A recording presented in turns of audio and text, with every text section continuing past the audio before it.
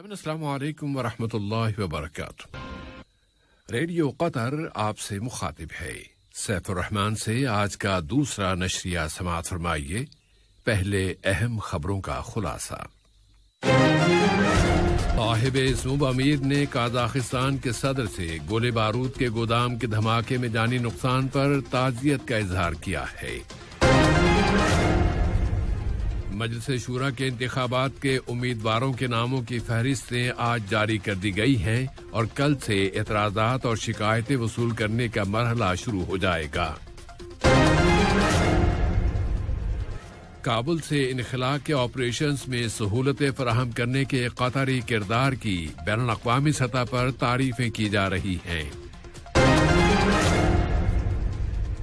اور قطر نے کہا ہے کہ کم ترقی والے ملکوں کی مدد سے متعلق 5ویں کانفرنس اگلے 10 سالوں کے ترقیاتی سفر کی مدد کرے گی۔ سامعین، یہ تھا اہم خبروں کا خلاصہ، اور اب پیش خدمت ہے ریڈیو قطر سے آج کا دوسرا مفصل نشریہ۔ بسم اللہ الرحمن الرحیم۔ صاحب سمو امیر شیخ تمیم بن حمد آل ثانی نے جمہوریہ قازاخستان کے صدر قاسم جومارٹ ٹوکایف کے نام قازاخستان کے جنوبی حصے میں گولے بارود کے ایک گودام میں ہونے والے دھماکے میں ہونے والے جانی نقصان پر تعزیت کا برقی پیغام ارسال کیا ہے۔ صاحب سمو امیر نے زخمیوں کی جلد از جلد شفا یابی کی تمنا کا بھی اظہار کیا۔ نائب امیر شیخ عبداللہ بن حمد آل ثانی نے بھی صدر قاسم جومارٹ ٹوکایف کے نام اس دھماکے میں ہونے والے جانی نقصان پر تعزیت کا برقی پیغام روانہ کیا ہے۔ اسی طرح وزیر اعظم و وزیر داخلہ شیخ خالد بن خلیفہ بن عبدالعزیز آل ثانی نے جمہوریہ قازاخستان کے وزیر اعظم جناب عسکر مامین کے نام قازاخستان میں گولے بارود کے دھماکے میں ہونے والے جانی نقصان پر تعزیت کا برقی پیغام روانہ کیا ہے۔ اب قطر کے اگلے تاریخی استحقاق یعنی امسال ہونے والے شورا کے انتخابات کی طرف آتے ہیں۔ مجلس شورا کے اس پہلے الیکشن میں آج امیدواروں کے ناموں کی فہرستیں جاری کر دی گئی ہیں، اور الیکشن کرانے کے عملی اقدامات پر مشتمل ایک نیا اور اہم مرحلہ شروع ہو گیا ہے۔ کل سے ان فہرستوں پر اعتراضات اور شکایات کا مرحلہ ہوگا، اور امیدواروں کے ناموں کی حتمی فہرستیں اگلے ماہ ستمبر کی 15 تاریخ کو جاری کی جائیں گی۔ شورا کے الیکشن کی نگران کمیٹی میں قانونی کمیٹی کے ایک رکن کیپٹن ابراہیم علی المہندی نے بتایا ہے کہ کوئی بھی ووٹر اگر چاہے تو وہ امیدواروں کی فہرستوں میں اس کا نام درج نہ کیے جانے کی وجہ معلوم کر سکتا ہے، اور اسے اس بارے میں شکایت کرنے کے لیے 3 روز کی مہلت حاصل ہوگی۔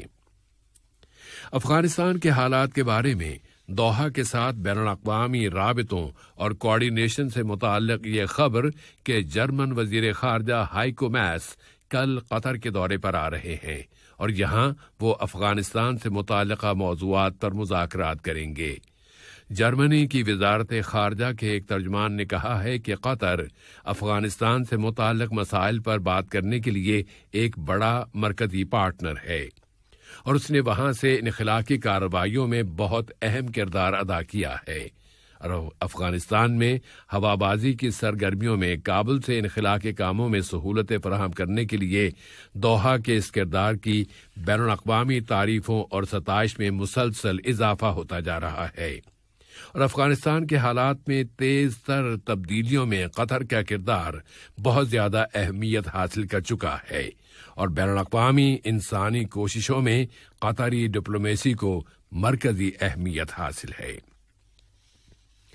افغانستان سے متعلق ہی تازہ ترین صورتحال میں داعش تنظیم نے کابل کے ہوائی اڈے کو آج راکٹوں سے نشانہ بنانے کی کوشش کی ذمہ داری قبول کرنے کا اعلان کر دیا ہے۔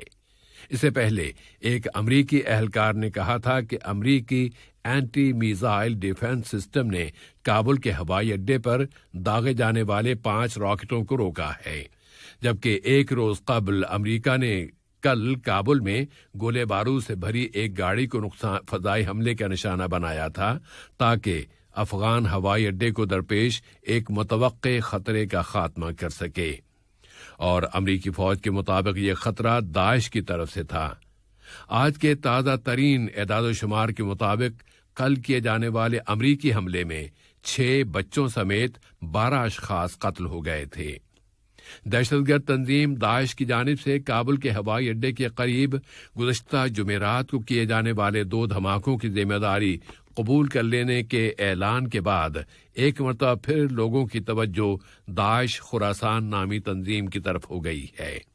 امریکہ اس وقت حملے میں سول باشندوں کے جانی نقصان کی تحقیقات کر رہا ہے، اور امریکی وزیر خارجہ انتونی بلنکن نے امریکی صدر جو بائیڈن کے ان اندیشوں کا اظہار کیا ہے کہ داعش کی جانب سے مزید حملے بھی کیے جا سکتے ہیں۔ امریکی فوجوں کے انخلاء سے ایک روز قبل آج گروپ 7 اپنا ایک اجلاس بلا رہا ہے۔ قطر اور ترکی بھی اس اجلاس میں شریک ہوں گے اور اس میں افغانستان کے مستقبل پر بحث کی جائے گی۔ اس کے ساتھ ہی ساتھ فرانس اور برطانیہ آج سلامتی کونسل میں ایک قرارداد کا مسودہ پیش کریں گے، جس میں تجویز پیش کی جا رہی ہے کہ افغانستان میں ایک سیکیورٹی زون قائم کر دیا جائے۔ ان حالات و واقعات میں واشنگٹن نے اعلان کیا ہے کہ طالبان تحریک نے 90 سے زیادہ ملکوں کو یہ ضمانتیں دے دی ہیں کہ اس مہینے کے ختم ہو جانے کے بعد بھی ان کے شہریوں کو افغانستان سے چلے جانے کی اجازت ہوگی۔ طالبان تحریک کے ایک ذریعے نے الجزیرہ کو بتایا ہے کہ کل منگل کے روز امریکی انخلاء کے بعد طالبان تحریک مکمل طور پر کابل کے ہوائی اڈے کا کنٹرول سنبھال لے گی۔ ترین اثنا افغانستان میں حکومت کی تشکیل کی کوششوں میں طالبان تحریک کے اعلیٰ ترین رہنما ہبت اللہ اخندزادہ اب قندھار پہنچ گئے ہیں اور وہ وہاں اس تحریک کے سیاسی قیادتوں کے ساتھ ملاقاتیں کر رہے ہیں۔ قطر نے کہا ہے کہ وہ کم ترقی والے ملکوں سے متعلق 5ویں کانفرنس کی میزبانی کرے گا، اور اس کی یہ میزبانی کم ترقی والے ملکوں کی مدد کرنے کی اس کی خواہش کی مظہر ہے، تاکہ وہ ممالک انہیں درپیش چیلنجوں اور پائیدار ترقی کے حصول میں آڑے آنے والی رکاوٹوں کا مقابلہ کر سکیں۔ قطر نے اپنے اس یقین کا اظہار کیا ہے کہ یہ کانفرنس کم ترقی والے ملکوں کی ضرورتوں کی تکمیل میں حصہ لے گی اور اگلے 10 سالوں کے دوران ان کی ترقی کے سفر کی مدد کرے گی، اور یہ 2030 تک کے لیے پائیدار ترقی کے منصوبے کے عین مطابق ہے۔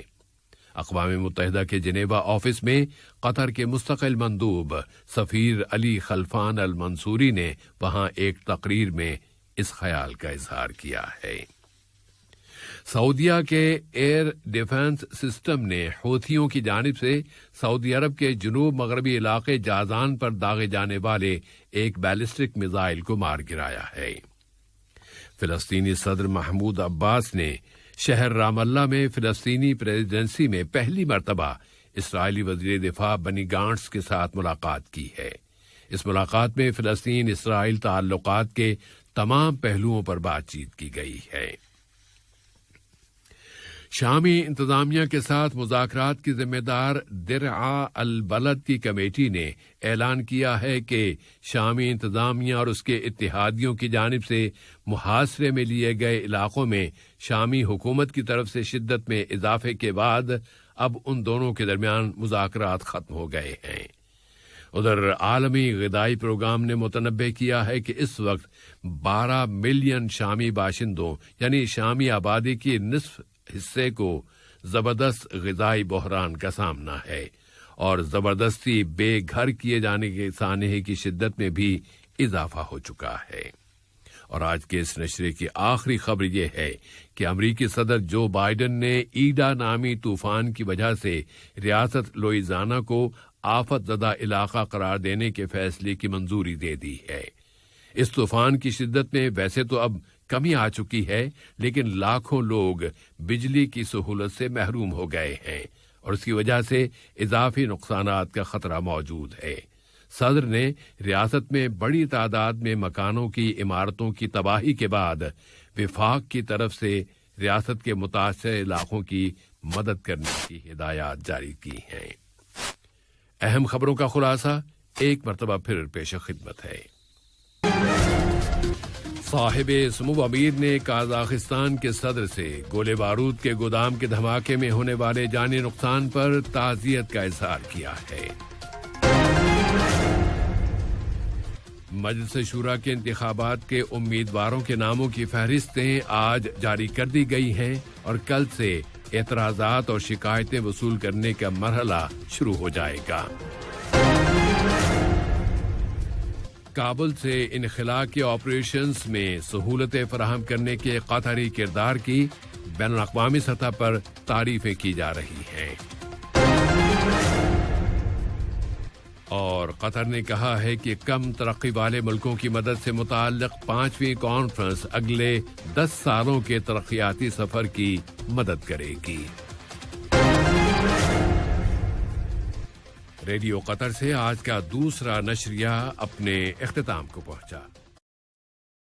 السلام علیکم دوستو، میں ہوں شیخ نور۔ آپ دیکھ رہے تھے قطر نیوز ٹوڈے۔ مجھے امید ہے کہ یہ ویڈیو آپ کو انفارمیٹک لگی ہوگی۔